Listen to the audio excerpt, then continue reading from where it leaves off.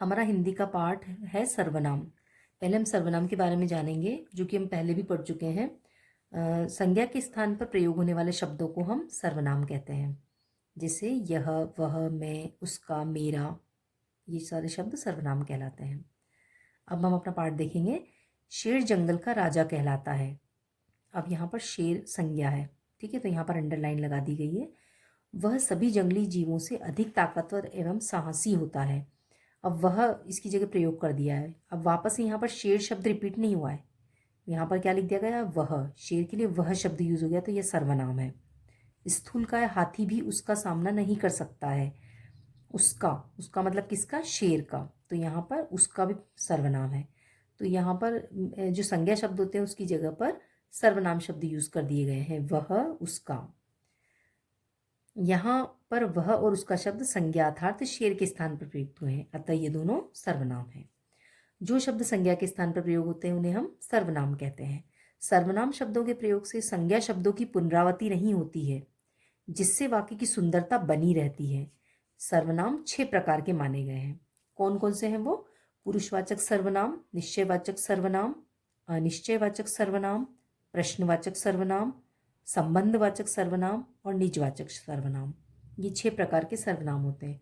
अब सभी के बारे में हम ध्यान से डिटेल से देखते हैं। पहला है पुरुषवाचक सर्वनाम। इसकी परिभाषा और इसका उदाहरण। किसी भी वार्ता या प्रसंग में वक्ता के सामने 3 प्रकार के पुरुष या व्यक्ति आते हैं। पहला कौन सा होता है? वह स्वयं, दूसरा सुनने वाला और तीसरा कोई अन्य व्यक्ति जिसके बारे में वो दोनों बात कर रहे हैं। हिंदी भाषा में प्रचलित उत्तम पुरुष सर्वनाम, मध्यम पुरुष सर्वनाम और अन्य पुरुष सर्वनाम निम्नलिखित हैं। जैसे उत्तम पुरुष सर्वनाम, बोलने वाला, लिखने वाला, अपने से संबंध रखने वाले जिन सर्वनामों का प्रयोग करता है वे उत्तम पुरुषवाचक सर्वनाम कहलाते हैं।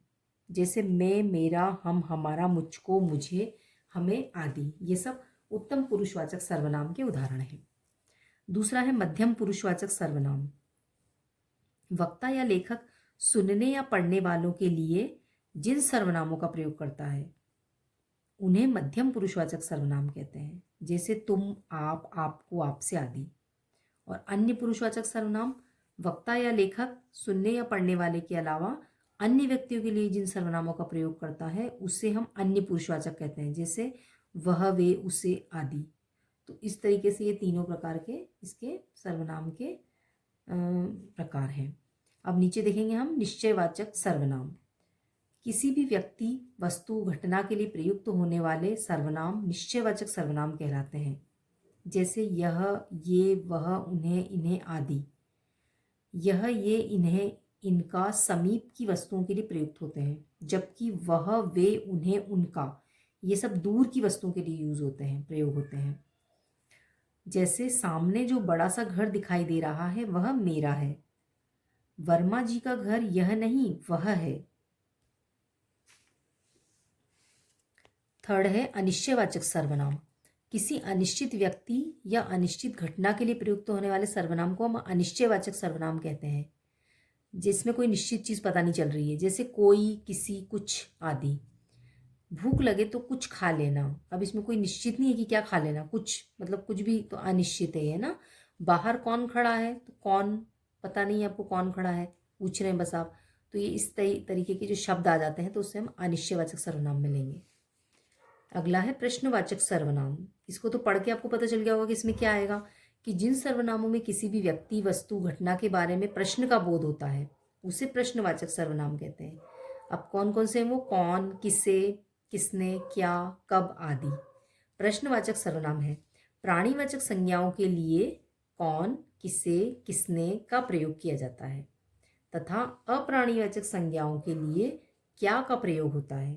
जैसे छत के ऊपर कौन है, अब इसमें प्रश्न पूछा जा रहा है तो प्रश्नवाचक चिन्ह लगाया है। पानी किससे मंगवाऊं, इसमें भी प्रश्नवाचक है। संबंधवाचक सर्वनाम। जिन सर्वनाम शब्दों से दो भिन्न बातों का संबंध प्रकट होता है अथवा जो प्रधान वाक्य से आश्रित वाक्यों का संबंध जोड़ते हैं उन्हें संबंधवाचक सर्वनाम कहते हैं। जैसे जो, सो, जब तक, जिसको, उसको, जिसे, उसे, जिसकी, उसकी, जैसी, वैसी, जिसने, उसने आदि संबंधवाचक सर्वनाम है। ये सब दो भिन्न बातों का संबंध प्रकट हो रहा है इनसे। इनका प्रयोग युग्म रूप में ही होता है, जोड़े में, मतलब युग्म मतलब जोड़ा, इस टाइप की जोड़ी में होता है। जो करेगा सो भरेगा, अब करेगा भरेगा है ना, जोड़ी में है ये। जिसकी लाठी उसकी भैंस, ठीक है, ये भी जोड़ी में है। अब अगला देखेंगे हम, निजवाचक सर्वनाम। निजवाचक सर्वनाम वस्तुतः पुरुषवाचक सर्वनाम का ही भेद होता है, परंतु कुछ विद्वान इसे अलग मानते हैं।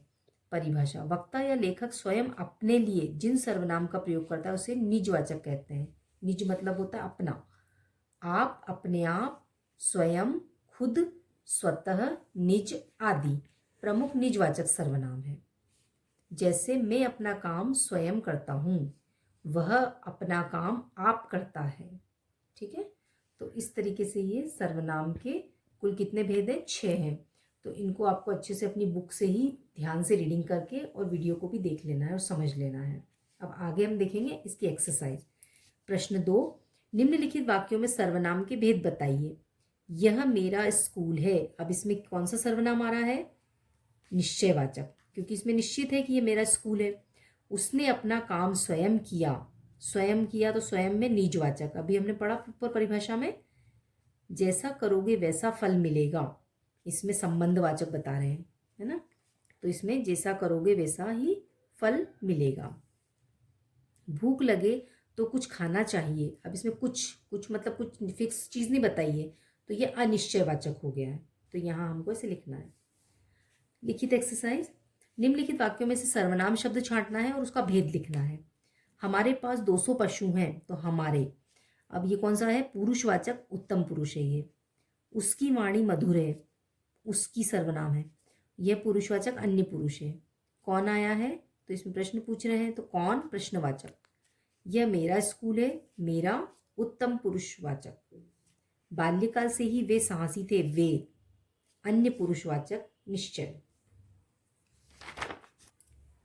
जो परिश्रम करेगा उसे सफलता अवश्य मिलेगी, तो इसमें आएगा जो और उससे संबंधवाचक। वह सुंदर सा घर मेरा है, वह और मेरा निश्चयवाचक। उन्होंने हमें भोजन पर बुलाया है, इसमें उन्होंने सर्वनाम है और हमें, हमें भी आएगा इसके अंदर, उन्होंने और हमें। पुरुषवाचक उत्तम और अन्य। आप किससे मिलने जा रहे हैं? किससे प्रश्नवाचक। यह श्री राम का मंदिर है, यह निश्चयवाचक। अब अगली एक्सरसाइज देखते हैं हम। प्रश्न 2, निम्नलिखित सर्वनाम शब्दों का वाक्यों में प्रयोग कीजिए। कोई भी वाक्य आप इससे बना सकते हो, जैसे तुम्हें, तुम्हें यह कार्य करना है। इनका, इनका घर सामने है। किसी, किसी का मजाक नहीं बनाना चाहिए। जिसे, वही, जिसे जो कार्य आए वही करना चाहिए। स्वयं, स्वयं पर विश्वास रखना चाहिए। इस तरीके से हमको वाक्य बनाना है। प्रश्न 3, उचित सर्वनाम लिखकर रिक्त स्थानों की पूर्ति कीजिए। मेरी कहानी सुनिए। मैं सन 1982 में इंदौर आया और मेरी शिक्षा दीक्षा हुई। पूरी शिक्षा का बोझ मैंने स्वयं वहन किया। आज मैं जैसा हूँ आपके सामने आया हूँ। आज मेरा सारा परिवार सुखी है। आप जैसा करोगे वैसा ही फल आपको मिलेगा। तो ये सभी सर्वनाम शब्दों से इसको फिल किया है हमने। तो इस थर्ड वाले क्वेश्चन को आप अपनी बुक में ही फिलअप कर लेंगे।